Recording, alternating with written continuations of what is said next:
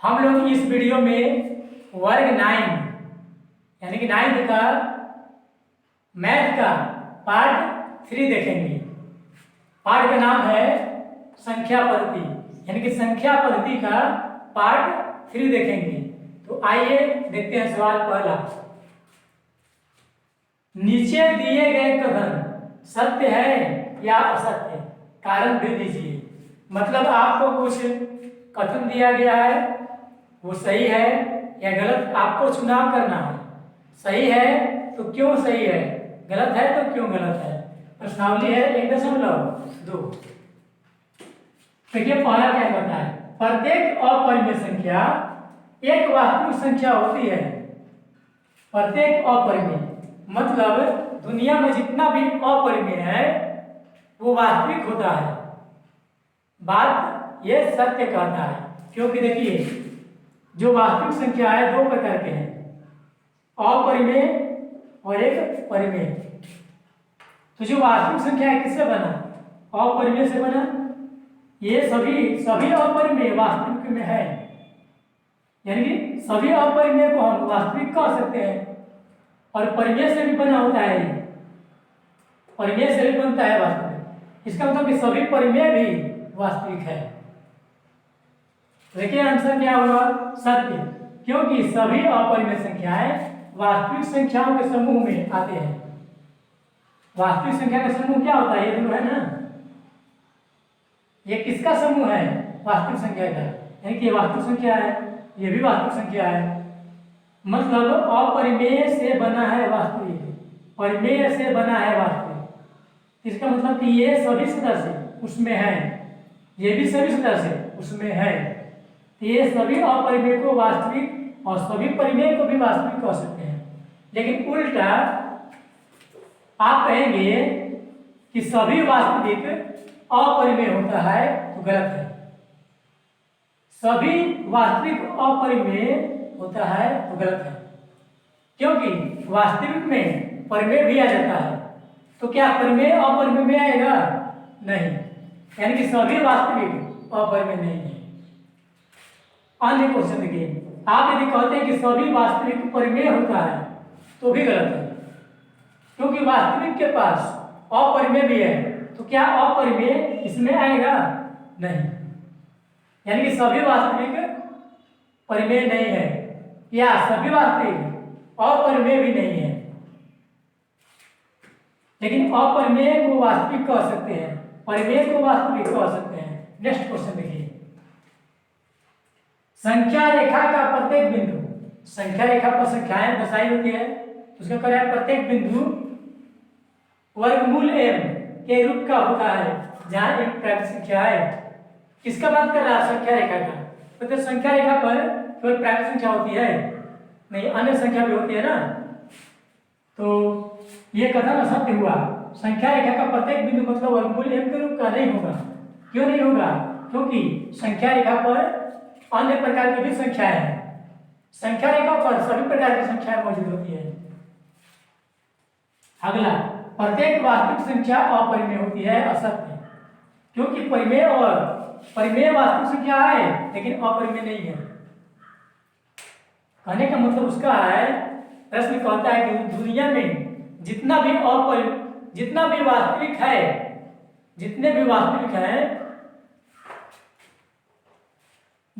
वास्तविक हैं अपरिमेय।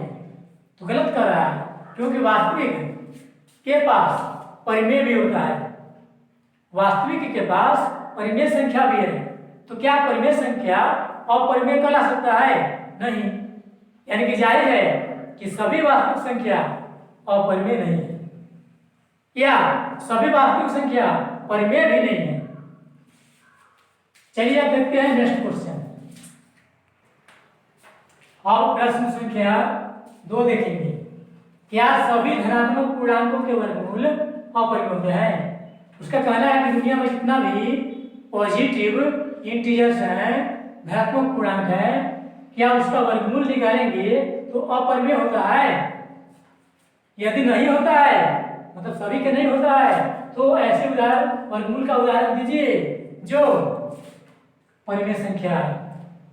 प्रश्न कहना है कि जो पूर्णांक है धनात्मक पूर्णांक, क्या वर्गमूल उसका सभी का वर्गमूल जो होता है अपरिमेय होता है, मतलब मूल पूरा पूरा नहीं निकलता है।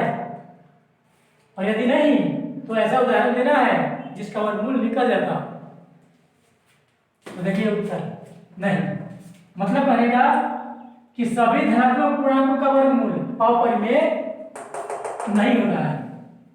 अब उदाहरण देना था, कैसा उदाहरण? जिसका वर्गमूल परिमेय संख्या आएगा। तो देखिए रूट यानी कि वर्गमूल 9, वर्गमूल हम 9 का वर्गमूल लेंगे, इसका देखिए मूल निकल गया जो कि एक परिमेय संख्या है। इसी प्रकार वर्गमूल 4, वर्गमूल 16, वर्गमूल 25, वर्गमूल 49 कई उदाहरण हम दे सकते हैं। चलिए देखते हैं नेक्स्ट क्वेश्चन। अब प्रश्न संख्या तीसरा देखते हैं। संख्या रेखा पर वर्गमूल 5 को दर्शाएं। संख्या रेखा पर देखना है ये कहाँ होगा। ऐसे आप जानते हैं कि 4 का वर्गमूल 2 और 9 का वर्गमूल 3, यानी कि जो वर्गमूल 5 है 2 और 3 के ही बीच होगा, लेकिन कहाँ होगा? संख्या रेखा पर ये दर्शाना है आपको। तो इसको हम, ये जो पैटर्न दिया होता है ये कर्ण होता है, ये होता है कर्ण। इसे 2 भागों में बांटने का प्रयास करते हैं। कहने का मतलब फॉर्मूला एक पढ़े होंगे आप लोग, कर्ण का वर्ग बराबर आधार का वर्ग प्लस लंब का वर्ग। तो इसे हम 2 भागों में बांटेंगे, आधार और लंब के रूप में। तो हम देख रहे हैं कि यदि इसको 2 का स्क्वायर प्लस 1 का स्क्वायर लिखे तो हो जाएगा। 2 का स्क्वायर 4, 1 का स्क्वायर 1, 4 1 5 आ जाएगा। यानी किसके लिख सकते हैं? आधार का मान कितना हुआ 2, लंब का मान 1। या इसको आप ऐसे कर सकते हैं कि आधार का मान 1, लंब का मान 2, मतलब आधार और लंब ज्ञात करना है। इसको ही आपको दर्शाना है, इसको देख करके कहते हो। तो आधार हुआ कितना आपका? आधार हुआ 2 मान लीजिए, और लंब गया आपका 1। तो हम एक संख्या रेखा खींचेंगे, तो संख्या रेखा खींचेंगे इंच की सहायता से। अब यहाँ पर मान लीजिए 0 है, निशान ले लीजिए इंच से अपना। यहाँ पर 1 है, यहाँ पर 2 है, यहाँ पर 3 है। आप जानते हैं कि 4 का वर्गमूल 2, 9 का वर्गमूल 3, तो रूट जो 5 है 4 और 9 के बीच ना है, यानी कि 2 और 3 के बीच ही कहीं होगा, 2 और 3 के बीच ही कहीं होगा वर्गमूल 5। तब डायरेक्ट नहीं बता सकते कि यहाँ आए कि यहाँ आए कि यहाँ आए। इसके लिए देखिए आधार का मान कितना आया 2, तो इंच की सहायता से आप 2 काट लीजिए। 2 जहाँ भी है यहाँ से आपने यहाँ तक लिया, या डायरेक्टली संख्या रेखा खींच सकते हैं। संख्या ऐसी रेखा खींच करके आप आधार कितना लेंगे इंच की सहायता से 2 काटेंगे, ये हो गया आपका ए। ओ से ए तक कितना लिया गया? आधार लिया गया 2। अब लंब कितना है 1। लंब का मतलब क्या होता है? इस पर लंब डाला गया, लंब इस पर लंब डालेंगे फिर 1 काटेंगे। तो लंब कैसे डालते हैं? जिस बिंदु पर डालना हो प्रकार का सुई उस पर रखते हैं, और इस प्रकार से चक्रिका और वृत्त का चक्रिका नचाएंगे। जैसे मान लीजिए ये बिंदु है, किस पे आप लंब डालना चाहते हैं, तो प्रकार यहाँ रखेंगे और सुई पेंसिल उधर आधा चक्कर ऐसे नचाएंगे। इस प्रकार अर्धवृत्त यानी कि वृत्त का चाप खींच दिया, इस पर सुई रख के। अब ये जो बना ये 180 डिग्री बनता है, और हमें लंब डालना है। लंब का मतलब होता है 90 डिग्री। 180 को यदि 2 भाग में बांटेंगे तो कितना मिलेगा? 90 मिल जाएगा। इस 180 का यहाँ पर है और एक यहाँ पर किनारा है, इस किनारे पर प्रकार रखेंगे। जितना मरे उतना हम उसको फैला सकते हैं। यहाँ पर सुई रख करके आगे काटेंगे, फिर उतना ही माप में यहाँ रखेंगे, इसको काटेंगे। जहां पर काटा 1 इंच लेकर के इसको डॉट डॉट मिला लेंगे। ये मेरा क्या हुआ, लंब। लंब कितना आया है, ये मेरा 1 है। या आप ओरिजिनल भी खींच सकते हैं, इससे कोई दिक्कत नहीं है। इस प्रकार हमने ए बी क्या लिया, 1 लिया लंब। नहीं अभी ए बी लिया नहीं गया, ये मेरा लंब डाला गया है। ये जो रेखा है ये रेखा लंब है, तो जो लंब कितना लेना था, 1। तब प्रकार हम 1 फैलाएंगे और यहाँ पर 1 काट लेंगे, जहां पर न कट जाए। यहाँ पर बी लिखेंगे। अब आपने ए बी जो है ये क्या डाले थे आप, लंब। अब आपने ए बी कितना काटा, 1, क्योंकि लंब 1 था।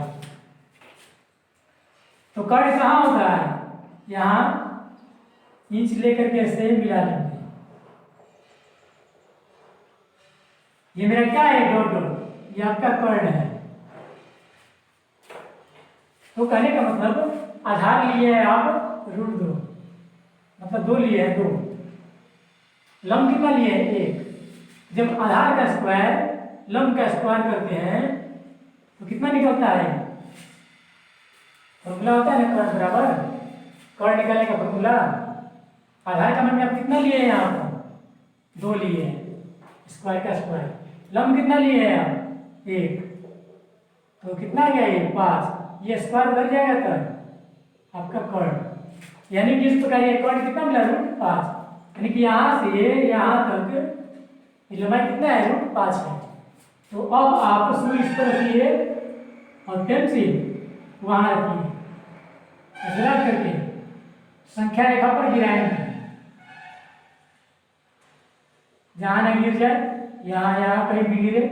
जहां पर गिरा यही भी, यहाँ मेरा क्या है, √5 है। यानी कि √5 यहाँ है संख्या रेखा पर। यहां से यहाँ कितना इकाई लिया गया है, 2 इकाई लिया गया था, 2 इकाई।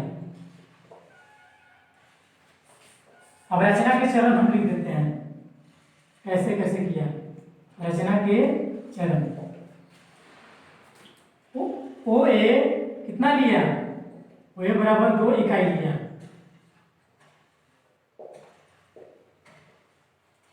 स्टेप नंबर 2 पे क्या किए हैं,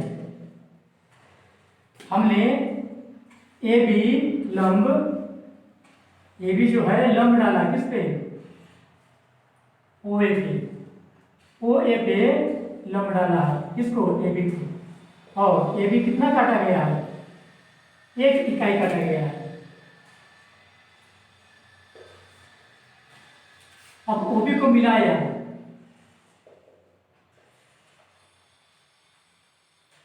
यानी कि ओबी को मिला करके और ओबी के माप को हम संख्या रेखा पर गिराया है।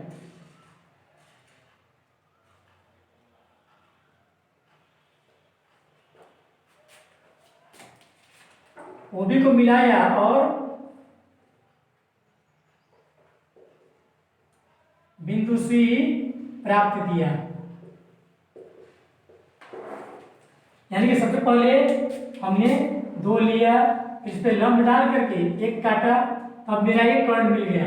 अब यही कर्ण है √5, इसी को हम डॉट डॉट गिरा दिए, यहाँ गिर गया बिंदु सी, वो क्या है, √5। आप आधार 1 भी ले सकते थे। मान लीजिए आपने आधार 1 काटा, ये 1 काटा। जब आधार 1 काटे तो लंब आपको 2 काटना होगा, लंब डाल करके इसको 2 काटना होगा, ये कर्ण आपको √5 ही मिलेगा। पुनः इसको गिराइएगा संख्या रेखा पे, ऐसे ही बना सकते हैं। चलिए देखते हैं नेक्स्ट क्वेश्चन। हम सवाल नंबर 4 देखते हैं, और ये सवाल आपका इस प्रश्नावली का लास्ट सवाल है। √2, √3, √4, √5 डॉट डॉट डॉट इस प्रकार को दर्शाने वाला वर्गमूल सर्किल बनाना है, वर्गमूल का सर्किल बनाना है। हमने √5 ज्ञात किया था, उसी प्रकार रूट 2 ज्ञात करना है, रूट 2 और वर्गमूल सर्कल बनाना है, सर्कल साफ जैसा। तो इसके लिए इंच लेकर के एक रेखा खींचेंगे, यहां पर वो दे दिया नाम। सबसे हमें पहले वर्गमूल 2 ज्ञात करना होगा। वर्गमूल 2 इसको लंब और आधार रूप में क्या बांटेंगे, आधार 1 लंब 1। इसको हम ऐसे लिख सकते हैं 1 का स्क्वायर प्लस 1 का स्क्वायर, यानी कि आधार का मान 1, लंब का मान भी 1। तो सबसे पहले हम ओ ए काट दिए, कितना 1 काटे हैं, 1 इकाई, 1 इकाई काटे, आधार हो गया 1। अब लंब कितना लेना है 1, तो पहले इसको हम लंब डालेंगे। लंब कैसे डालते हैं, इस बिंदु पर सूर्य करके 180 डिग्री का चाप खींचेंगे, ऐसे चाप खींच दिए 180 का। या आप चांद से भी बना सकते हैं, लंब डाल सकते हैं 90 डिग्री का कोण, डायरेक्टली आप चांद से भी बना सकते हैं, या और खींच करके इसको 2 भागों में कोण को बांट करके लंब खींच सकते हैं। इसमें लफड़ा है, झंझट है। आपको सुविधा के लिए हम बता दें कि चांद लीजिए, रेखा इधर ना है 10 20 30 40 50 60, इधर से 90 गिनते हुए 90 डिग्री का कोण बना देंगे।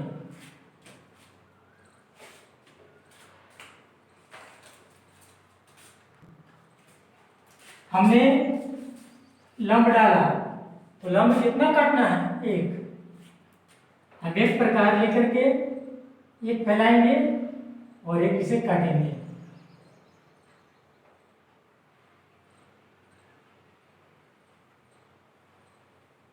मान लीजिए एक आपका यहां कटता है, ये भी कितना हुआ 1। हमने दिया आधार 1, लंब में लिया 1, ये मेरा कर्ण कितना मिल गया, ये मेरा कर्ण मिला रूट 2, इसको मिलाएंगे, ये मेरा मिला रूट 2। अब हम रूट 3 को दर्शाएंगे, तो रूट 3 को हम इस ऐसे लिख सकते हैं, रूट 2 का स्क्वायर प्लस 1 का स्क्वायर। मतलब ये 3 है तो रूट 2, मतलब एक पीछे करके, 4 है तो रूट 3, 5 है तो रूट 4, 6 है तो रूट 5, मतलब एक पीछे वाला रूट में करेंगे आधार। देखिए यहाँ 2 है तो ऐसे है, 1 का वर्गमूल कहिए या 1 कहिए। यहाँ 3 है, वर्गमूल में कितना है 3, तो आधार कितना लेंगे वर्गमूल 2। देखिए ये वाला, ये जो है मेरा साइड, ये कितना है रूट 2, आधार हो गया रूट 2। अब लंब कितना हुआ 1। अब इस बिंदु पर अब लंब डालेंगे, लंब डालने के लिए देखिए ये रेखा है, आप चांद को ऐसे फिट करेंगे, ऐसे इधर से गिनेंगे 10 20 30 90, और लंब इस पर लंब डालेंगे, लंब मतलब 90 डिग्री डालेंगे। जैसे ये लंब डाल दिए बिंदु पे, या वैसे भी नहीं तो फिर प्रकार की सहायता से कर सकते हैं। पहले चाप खींचेंगे और वृत्त का चाप खींचेंगे, इस 180 डिग्री को 2 भाग बांटेंगे, यहाँ पर रख के प्रकार को आगे काटेंगे, यहाँ पर रख के काटेंगे, और तब जाके ऐसे लंब खींच देंगे। इस प्रकार ये क्या होगा, लंब डला जाएगा, या चांद की सहायता से ही लंब डाल देंगे। मान लीजिए आपने लंब डाल दिया, तो लंब कितना लेना है 1, प्रकार को 1 करके इसको काटेंगे। अब ये जो मिला मेरा BC, ये कितना है 1, आधार लिया रूट 2, लंब लिया 1, रूट 2 का स्क्वायर 2 और 2 1 3, यानी कि ये मेरा जब ये आधार हुआ और ये लंब हुआ, ये कर्ण कितना हुआ रूट 3 हो गया, ये रूट 3 हो गया। अब आप रूट 4 को दर्शाएंगे, तो √4 के लिए दो भाग में कैसे बांट सकते हैं? ये 4 है तो एक कम कर दिए, कितना हुआ? √3, यानी कि √3 का स्क्वायर प्लस 1 का स्क्वायर हम इसे लिख सकते हैं। देखिए √3 का स्क्वायर 3, 3 1 4, तो आधार कितना हुआ? √3। तो ये वाला जो है रेखा, इसको आप आधार मानेंगे। लंब कितना लेना है? ये पहले इस पर हम लंब डालेंगे, जैसे पीछे बताया लंब डालेंगे, ये लंब डाल लेंगे। अब इस लंब को कितना काटेंगे? एक काटेंगे। ये देखिए आधार हुआ आपका √3, लंब हुआ 1, ये मेरा कोण कितना मिला? √4 मिला। अब हम √5 को दर्शाएंगे, तो √5 को कैसे कर सकते हैं? दो भाग में, √4 का स्क्वायर प्लस 1 का स्क्वायर। तो जो ये है, ये कितना है? ये √4 है, इसको हम आधार मान लिए और यहाँ पर पुनः लंब डालेंगे। इस लंब को कितना काटेंगे? 1 काटेंगे। जब ये आधार हो और ये लंब हो, √4 है आधार, लंब है 1, इसका हल कितना है? √5, यानी कि यहाँ से यहाँ कोण कितना मिला? √5। पुनः इसी प्रकार आगे बढ़ते जाएंगे, कितना बनना है इतना भी कर देंगे तो ये हमारा वर्गमूल सर्किल बन गया। इस प्रकार हम लोग इस वीडियो में संख्या पद्धति 1.2 का पार्ट 3 यानी कि वीडियो देखें। अब इसके बाद हम लोग नेक्स्ट वीडियो में पार्ट 4 देखेंगे, जिसमें 1.3 के प्रश्नों का हल किया जाएगा। Okay thanks. इस वीडियो में अब इतना ही।